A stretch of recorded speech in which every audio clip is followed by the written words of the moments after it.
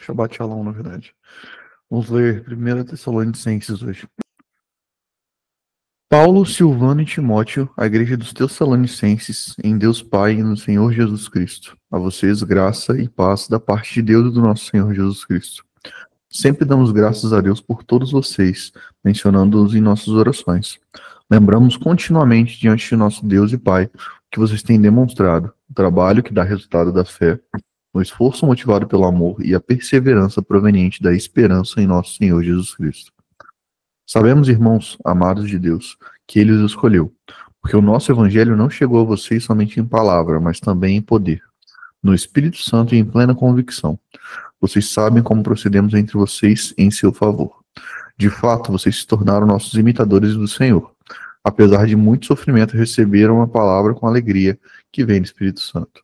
E assim tornaram-se modelo para todos os crentes que estão na Macedônia e na Acaia. Porque, partindo de vocês, propagou-se a mensagem do Senhor na Macedônia e na Acaia. Não somente isso, mas também por toda parte tornou-se conhecida a fé que vocês têm em Deus. O resultado é que não temos necessidade de dizer mais nada sobre isso, pois eles mesmos relatam de que maneira vocês nos receberam, como se voltaram para Deus, deixando os ídolos a fim de servir ao Deus vivo e verdadeiro, e esperar dos céus o seu Filho, a quem és todos mortos, Jesus, que nos livra da ira que há de vir. 1 Tessalonicenses, capítulo 2. Irmãos, vocês mesmos sabem que a visita que lhe fizemos não foi inútil. Apesar de termos sido maltratados e insultados em Filipos, como vocês sabem, com a ajuda de nosso Deus tivemos coragem de anunciar-lhes o Evangelho de Deus em meio a muita luta, pois nossa exortação não tem origem no erro, nem em motivos impuros, nem temos intenções de enganá-los. Pelo contrário, como homens aprovados por Deus a ponto de nos ter sido confiado por Ele o Evangelho, não falamos para agradar pessoas, mas a Deus, que prova os nossos corações. Vocês bem sabem, a nossa língua nunca foi de bajulação, nem de pretexto para ganância. Deus é testemunha. Nem buscamos reconhecimento humano, quer de vocês, quer de outros. Embora, como apóstolos de Cristo, pudéssemos ter sido um peso, tornamo-nos bondosos entre vocês, como uma mãe que cuida dos próprios filhos. Sentindo assim tanta afeição por vocês, decidimos dar-lhes não somente o Evangelho de Deus, mas também a nossa própria vida, porque vocês se tornaram muito amados por nós. Irmãos, certamente vocês se lembram do nosso trabalho esgotante, da nossa fadiga. Trabalhamos noite e dia para não sermos pesados a ninguém, enquanto lhes pregávamos o Evangelho de Deus. Tanto vocês como Deus são testemunhas de como nos portamos de maneira santa, justa e irrepreensível entre vocês, os que creem. Pois vocês sabem que tratamos cada um como o pai trata seus filhos, exortando, consolando e dando testemunho para que vocês vivam de maneira digna de Deus, que os chamou para o seu reino e glória. Também agradecemos a Deus sem cessar, pois ao receberem de nossa parte a palavra de Deus, vocês aceitaram não como palavra de homens, mas segundo verdadeiramente é, como a palavra de Deus, que atua com eficácia em vocês, os que creem. E vocês, irmãos, tornaram-se imitadores das igrejas de Deus em Cristo Jesus, que estão na Judéia. Vocês sofreram da parte dos seus próprios conterrâneos as mesmas coisas que aquelas igrejas sofreram das partes dos judeus, que mataram o Senhor Jesus e os profetas, e também nos perseguiram. Eles desagradam a Deus e são hostis a todos, esforçando-se para nos impedir que falemos aos gentios, e esses sejam salvos. Dessa forma, vão sempre contemplando a medida de seus pecados. Sobre eles finalmente veio a ira. Nós, porém, irmãos, privados da companhia de vocês por breve tempo, em pessoa, mas não no coração, esforçamo-nos ainda mais para vê-los pessoalmente, pela saudade que temos de vocês. Quisemos visitá-los. Eu mesmo, Paulo, o quis, e não apenas uma vez, mas duas. Satanás, porém, nos impediu. Pois quem é a nossa esperança, a alegria ou coroa em que nos gloriamos perante o Senhor Jesus na sua vinda, não são vocês? De fato, vocês são a nossa glória e a nossa alegria. Salmos 147. Aleluia! Como é bom cantar louvores ao nosso Deus. Como é agradável e próprio louvá-lo. O Senhor edifica Jerusalém. Ele reúne os exilados de Israel. Só Ele cura os de coração quebrantado e cuida das suas feridas. Ele determina o número de estrelas e chama cada uma pelo nome. Grande é o nosso soberano e tremendo é o seu poder. É impossível medir o seu entendimento. O Senhor sustém o oprimido, mas lança por terra o ímpio. Cantem ao Senhor com ações de graças. Ao som da harpa façam música para nosso Deus. Ele cobre o céu de nuvens, concede chuva à terra e faz crescer a relva nas colinas. Ele dá alimento aos animais e aos filhotes dos corvos quando gritam de fome. Não é a força do cavalo que lhe dá satisfação, nem a agilidade do homem que lhe agrada. O Senhor se agrada dos que o temem, dos que colocam a esperança no seu amor leal. Exalte ao Senhor, Jerusalém. Louve a seu Deus, ó Sião. Pois ele reforçou as trancas de suas portas e abençoou o seu povo que lá habita. É ele que mantém as suas fronteiras em segurança e que supre o melhor do trigo. Ele envia sua ordem à terra e sua palavra corre veloz. Faz cair a neve como lã, espalha a geada como cinza. Faz cair o gelo como se fosse pedra. Quem pode suportar o seu frio? Ele envia sua palavra e o gelo derrete. Envia o seu sopro e as águas tornam a correr. Ele revela sua palavra a Jacó, os seus decretos e ordenanças a Israel. Ele não faz isso a nenhuma outra nação. Todas as outras desconhecem as suas ordenanças. Aleluia. Amém, amém. Glória a Deus. Tremenda leitura, Iago. Glória a Deus, glória a Deus. Irmãos, é impressionante e eu não me canso de reconhecer isso, o quanto a palavra é completa, o quanto a palavra tem detalhes, e hoje nós podemos olhar para uma leitura que parece uma leitura bastante pequena, mas como ela é rica de detalhes, estudando sobre isso, lendo sobre isso, eu reconheci que esse é um dos sábados, dos Shabbats, que tinha mais material para conversarmos, para expor, para explicar para os irmãos, para nós entendermos todas essas situações que estão acontecendo aqui.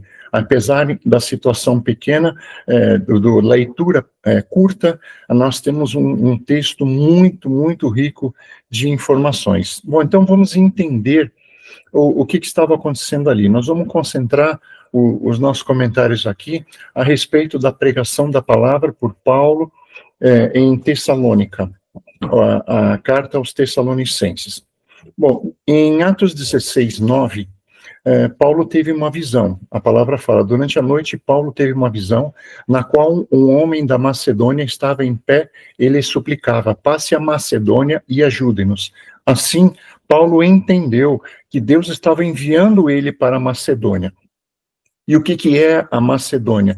A Macedônia é a região hoje que é a Grécia, fica, se você olhar um mapa da Europa, fica entre a Itália e a Turquia, a Grécia e as cidades que ele visitou nessa região. Paulo, em primeiro lugar, visitou a cidade de Filipos.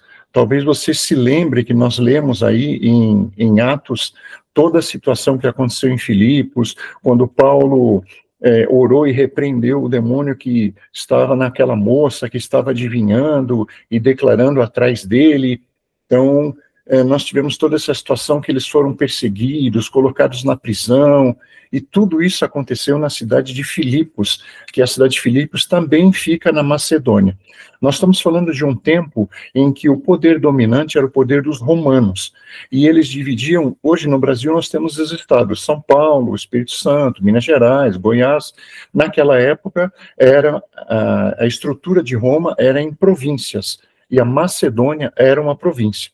Então, no Tessalonicenses 2:2, fala, apesar de termos sido maltratados e insultados em Filipos, como vocês sabem, com a ajuda de nosso Deus, tivemos coragem para anunciar-lhes o evangelho de Deus em meio a muita luta. Então, eles estiveram primeiro em Filipos e depois foram a Macedônia. E em Atos 17, explica também um detalhe muito interessante. Fala que, tendo passado por Anfípolis e Apolônia, chegaram a Tessalônica, que é o nome da cidade, onde havia uma sinagoga judaica. Sendo o seu costume, Paulo foi à sinagoga e por 3 sábados discutiu com eles com base nas Escrituras. Então nós entendemos aqui que a igreja de Tessalônica, eu sei que teve outras ministrações de Paulo, teve todo o ensino para as pessoas, mas publicamente ele foi permitido que ele estivesse pregando na sinagoga por 3 sábados. Então nós não temos uma medida exata de quanto tempo Paulo ficou na cidade de Tessalônica, mas com certeza igreja que nasceu em Tessalônica veio do início dessa pregação por 3 sábados que aconteceu ali naquela cidade.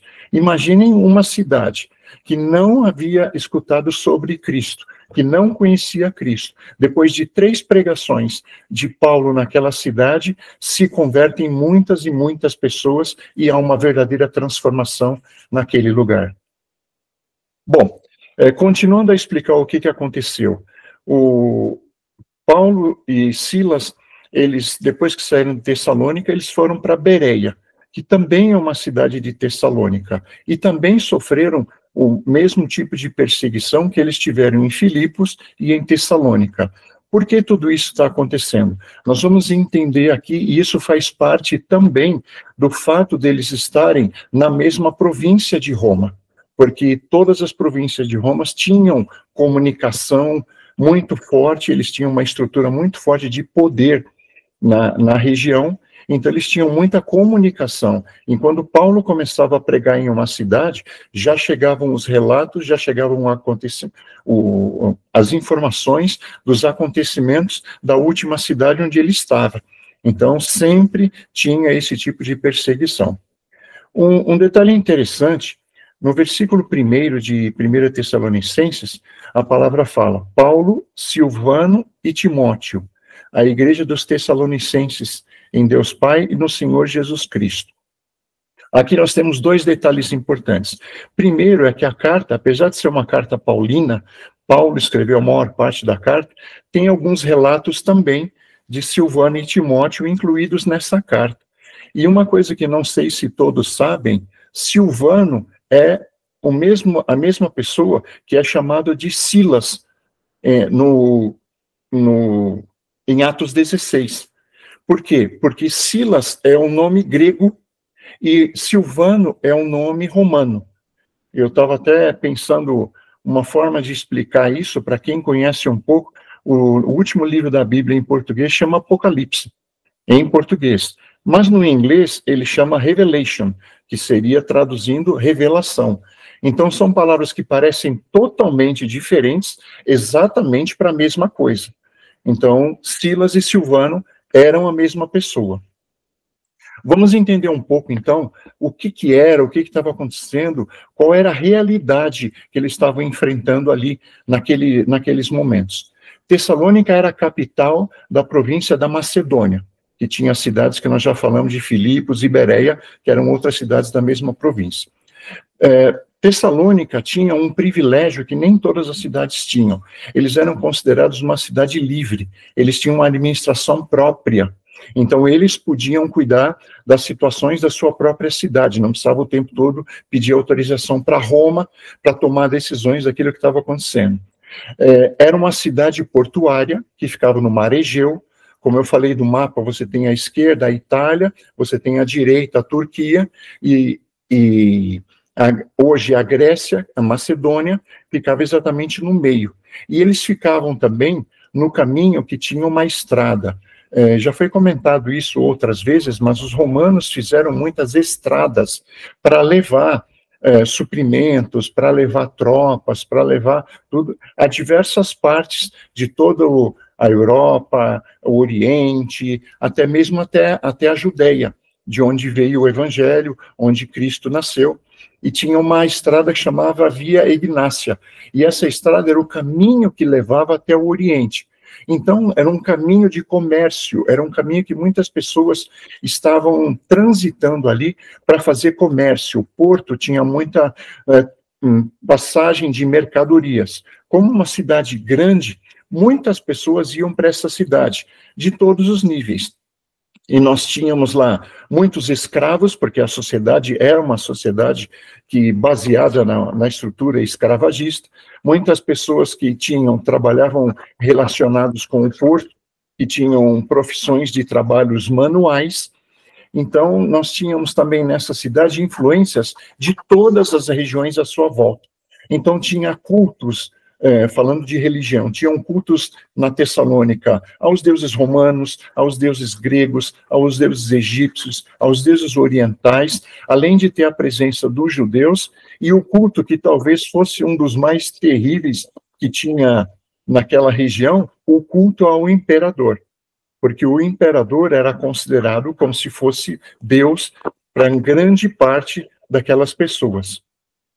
Voltando a falar da situação dos escravos, eles eram considerados a pior parte da sociedade, eles eram tratados como mercadoria e eram a maioria da população, porque eles precisavam fazer todo o trabalho braçal. Se a gente olhar hoje para a nossa sociedade, todo o trabalho que era feito de forma braçal no dia a dia era feito, na sua maior parte, por escravos, e eles sofriam todo tipo de abuso, de violência, de perseguição, de violência moral, sexual, humilhação, tinham doenças, não eram cuidados, não eram bem tratados, muitas vezes, pelos seus senhores. Então, o que aconteceu é que Paulo veio para a cidade de Tessalônica e começou a pregar uma mensagem de paz, uma mensagem de igualdade, uma mensagem de liberdade, uma mensagem de amor para todas aquelas pessoas. E isso, com certeza, veio de encontro a tudo aquilo que era a esperança, era o desejo de todas aquelas pessoas que estavam, principalmente naquela camada das pessoas mais pobres, dos escravizados que estavam naquela cidade. Nós temos aqui no versículo do capítulo 1, no versículo 6 e 7, a palavra falando para nós: de fato, vocês se tornaram nossos imitadores. Apesar de muito sofrimento, aqui está sendo mais claro com relação a isso, receberam a palavra com alegria que vem do Espírito Santo. E assim, tornaram-se modelo para todos os crentes que estão na Macedônia e na Acaia. Então, nós vemos pessoas que estavam passando por situações muito difíceis, por problemas, por dificuldades. Ora, talvez você se lembre de alguma situação na sua própria vida, porque a maioria das pessoas alguns vêm pelo amor, mas a maioria das pessoas vem pela dor, por alguma dificuldade, por algum problema, por alguma coisa que aconteceu, e nós tivemos isso também na nossa família. Foi exatamente dessa forma. Eu não vou entrar no detalhe, senão a gente vai esticar demais o assunto aqui. Então, o que nós tivemos lá? Nessa pregação de Paulo, todas aquelas pessoas dessa camada da população, que boa parte deles foram aqueles que se identificaram com a pregação de Paulo, eles se identificaram com a pregação de Paulo, com aquilo que era a mensagem de Cristo, e Paulo se identificou com eles. Um fato também que fez com que Paulo se aproximasse muito daquelas pessoas é que Paulo era aquele que produzia tendas como fonte de subsistência.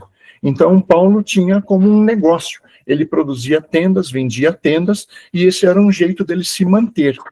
Então, isso também aproximou Paulo das pessoas, porque se a gente está falando das pessoas que faziam a maior parte dos trabalhos, ou quase a totalidade dos trabalhos manuais ali, eles podiam olhar para Paulo e ver uma pessoa que também trabalhava manualmente, que também tinha um esforço a cada dia, que também se cansava fisicamente no seu trabalho. E a palavra explica para nós também que Paulo, em determinado momento, ele recebeu o auxílio dos irmãos de Filipenses. Então, em Filipenses 4,16 fala: estando em Tessalônica, Paulo era grato aos filipenses pelo auxílio recebido. E quando eu estava em Tessalônica, vocês mais de uma vez me enviaram ajuda para as minhas necessidades. Isso aqui a gente vê. Não que Paulo não trabalhasse, não que Paulo não se esforçasse, mas chegou um momento que Paulo começou a se dedicar mais e mais na pregação do Evangelho, a falar com todas aquelas pessoas a respeito da palavra, a orar, o ministério da oração, o ministério do compartilhar, do testemunhar da palavra de Deus. Então, muitas vezes, Paulo não tinha todo o tempo disponível para gerar renda. Então, ele precisava desse recurso. E os irmãos de Filipe, que tinham uma condição financeira melhor, ajudaram muitas vezes Paulo para que ele pudesse ter os recursos para continuar a ministração, para continuar o ministério dele ali na Tessalônica. E isso é perfeitamente justo, perfeitamente correto, assim como depois, quando nós tivemos as 12 tribos, nós tínhamos A tribo dos levitas, que não... antes, né? Nós tivemos a definição das 12 tribos, a tribo dos levitas, eles não receberam, não tinham uma fonte de renda. A fonte de renda eram as ofertas, era aquilo que era entregue para eles no templo. Então, nós temos que o sacerdote era remunerado exatamente por aquilo que ele fazia. Ele funcionava como o intermediário de Deus com os homens. E a gente vê no Novo Testamento, Paulo como pregador da palavra, sendo suprido por todos aqueles que faziam parte da igreja. Bom, nós temos aqui alguns destaques principais, algumas chaves principais a respeito da palavra em 1 Tessalonicenses. Apesar das lutas e das dificuldades, aquelas pessoas desenvolveram uma fé genuína. Então, nós vemos aqui, irmãos, nós estamos falando de uma cidade de um tempo que as pessoas estavam muito preocupadas com dinheiro, muitos corruptos, muitas pessoas violentas, muitas pessoas amantes de si mesmo, que não amavam a Deus, muitas pessoas que desprezavam o próximo, muitas pessoas que desconsideravam as pessoas à sua volta, uma concentração de renda e de recursos numa quantidade pequena de pessoas, enquanto a maior parte da população tinha um esforço muito grande diário para ganhar o pão de cada dia. Será que isso se parece com alguma coisa que a gente tem visto? Então, nós podemos dizer que a Bíblia ela é atemporal. Aquelas situações que Paulo viveu ali, aquelas coisas que aconteceram ali, são situações que muitas vezes nós vivemos. Concentração de poder, situação financeira, a luta pelo pão de cada dia, o esforço de cada um, o trabalho diário, nós vemos isso até hoje. Então, a Bíblia é a mesma. Muitos dizem, não, a Bíblia é antiga, a Bíblia é antiquada, a Bíblia tem que ser revista. Não, está errado esse conceito. A Bíblia, ela é divinamente inspirada. Nós temos homens e mulheres que foram inspirados por Deus em tempos diferentes, em épocas diferentes, em regiões diferentes, falando línguas diferentes, com culturas diferentes, com situação social diferente, e todas essas pessoas foram inspiradas por Deus para fazer todo o relato daquilo que era a palavra que Deus tinha para o seu povo. Inicialmente para os judeus, e depois para aqueles que foram enxertados nessa videira, que somos nós, os gentios. Então, falando dos Tessalonicenses, no capítulo 1, a partir do versículo 4, sabemos, irmãos, amados de Deus, que Ele os escolheu, porque o nosso evangelho não chegou a vocês somente em palavra, mas em poder, no Espírito Santo e em plena convicção. Será que é algo também que nós temos visto? Nós temos entendido que o evangelho é poder, não é simplesmente palavra, que nós precisamos ser aqueles que levam a manifestação da presença e da glória de Deus? Eles estavam vivendo isso, e nós vivemos isso em 2025. Vocês sabem como procedemos entre vocês em seu favor. De fato, vocês se tornaram nossos imitadores. E aqui nós nos lembramos quantas vezes Paulo explicou para a igreja que nós devemos ser imitadores de Cristo. E ele continua. De fato, vocês se tornaram nossos imitadores e do Senhor. Apesar de muito sofrimento, receberam a palavra com alegria que vem do Espírito Santo. E quantos nós nos alegramos? Irmãos, eu não sei você, mas eu me alegrei nesta manhã. Eu dei glória a Deus, ouvi esse louvor que nós ouvimos aqui, declarando que o Senhor é aquele que é a água da vida, aquele que é a vida para cada um de nós. Eu me alegrei. Quantas vezes nós nos alegramos? Quantas vezes nós reconhecemos que a alegria do Senhor é a nossa força? Nós nos alegramos, assim como os nossos irmãos, há milhares de anos atrás, lá em Tessalônica. Outra coisa, os irmãos em Tessalônica, eles se tornaram um exemplo de fé, um exemplo de confiança, um exemplo daqueles que creem. Quantas pessoas à nossa volta e olham para nós e muitas vezes falam conosco, eu não sei como você crê, eu não sei como você acredita. Bom, eu não posso explicar, mas eu sei te dizer uma coisa, eu creio, eu confio em Deus. Isso é a fé. Hebreus 11:1 explica, e se nós colocarmos em palavras mais simples, a fé é algo que nós cremos, mas nós não estamos vendo. Nós não vemos, não chegamos a ver as fotos de Cristo na cruz, nós não chegamos a ver aquilo muitas vezes que a promessa que ele tem para nós, que ainda não veio às nossas mãos, nós não vemos, mas com fé, e pela fé nós cremos nas promessas dele e naquilo que ele tem, no livramento que ele tem, na cura que ele tem, na restauração que ele tem para as nossas vidas. E quantos de nós aqui já fomos curados? Quantos de nós já recebemos uma bênção, ou muitas bênçãos de Deus? Quantos de nós já tivemos as nossas famílias transformadas pelo poder de Deus? Quantos de nós já vimos as pessoas onde nós trabalhamos transformados, restaurados, libertos, reconhecendo Cristo como Salvador, largando a imundícia, largando o pecado?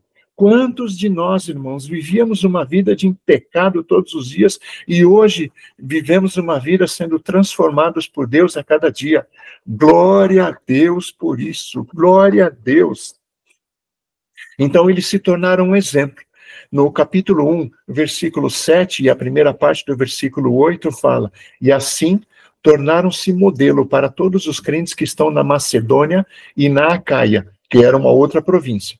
Porque partindo de vocês, propagou-se a mensagem do Senhor na Macedônia e na Acaia.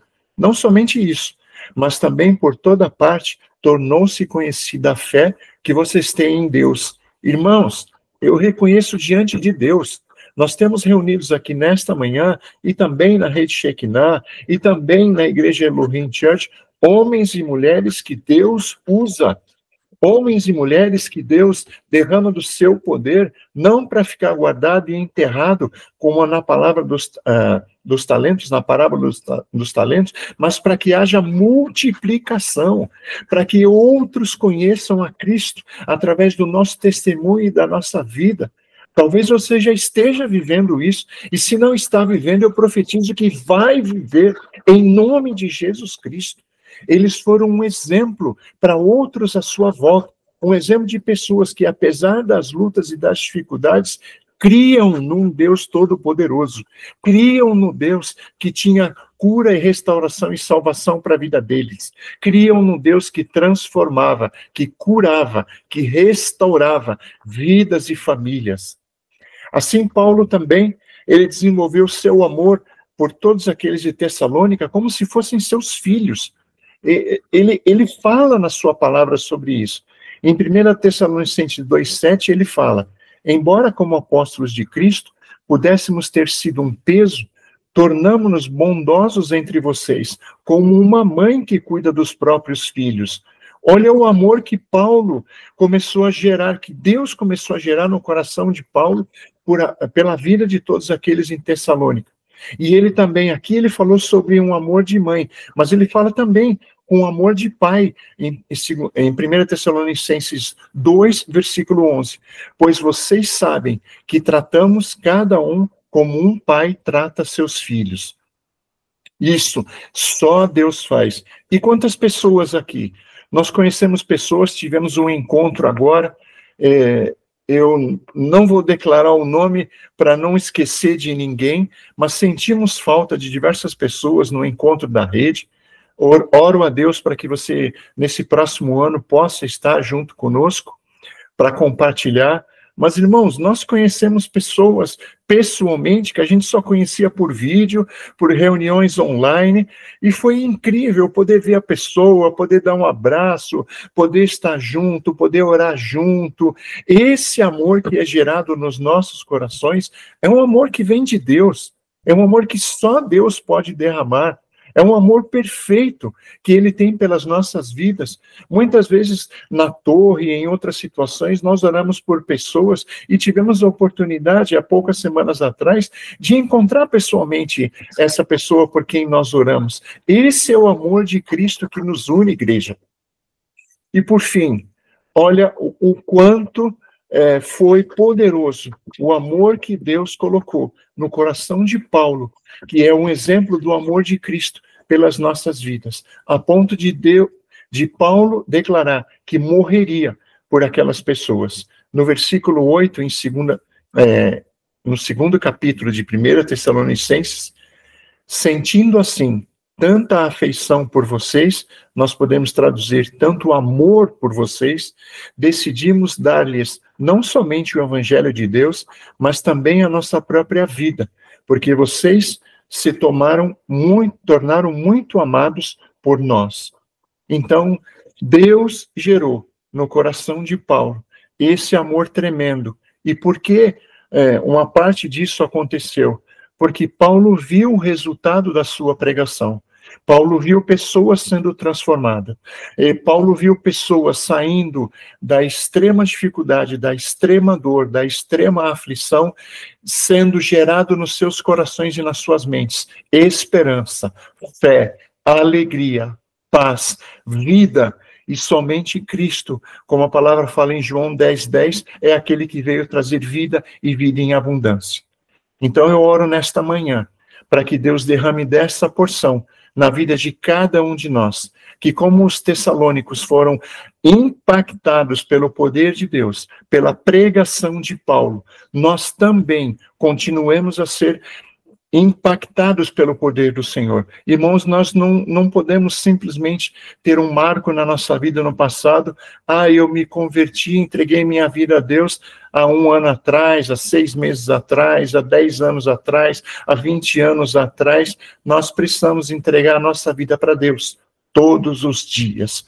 Nós precisamos adorar a Deus todos os dias. Nós precisamos buscar a Deus todos os dias, porque só através dele nós vamos ficar firmes, só através dele nós vamos desenvolver a nossa fé, só através dele nós vamos poder ser instrumentos e ferramentas úteis nas mãos de Deus, para que assim como Paulo foi instrumento de Deus ali na região da Macedônia, nós também sejamos instrumentos de Deus. Não importa se nós estamos em São Paulo, se nós estamos no Espírito Santo, se nós estamos em Goiás, se nós estamos na França, se nós estamos em Portugal, nós somos filhos de Deus e ele nos chamou para fazer aquilo que Paulo fez, formar discípulos de Cristo, compartilhar aquilo que ele tem derramado nas nossas vidas.